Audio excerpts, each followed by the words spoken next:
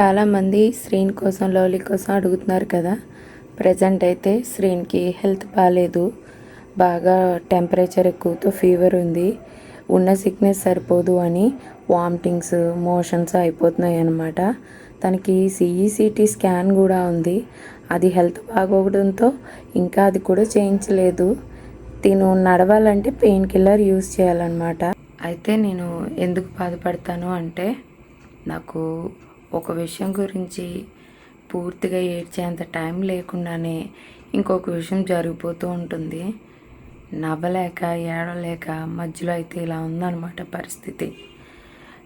ఒక bank account freeze అయిపోయిందని చెప్పి ఇంకొక అకౌంట్ తీసుకుంటే అది కూడా బ్లాక్ అయ్యింది. బికాజ్ ఎవరో ఏదో సస్పెక్టెడ్ ట్రాన్సాక్షన్ చేయడం వలన అకౌంట్ ఫ్రీజ్ అయిపోయింది. ఇప్పుడు ఆ మనీ వచ్చే మార్గం కూడా క్లోజ్ అయిపోయింది. నేను ఒక పక్క వీళ్ళ కోసం హాస్పిటల్కి తిరుగుతూ ఉండాలా, లేక నన్ను నేను చూసుకోవాలా, లేక ఈ టెన్షన్స్ చూసుకోవాలా, మనీ చూసుకోవాలా, ఏది అర్థం కావట్లేదు. లిటరల్లీ చెప్పాలంటే నాకు ఇంకా ఏడుపు కూడా రావట్లేదు అనమాట. అందుకే నవ్వుతూ చెప్తున్నాను.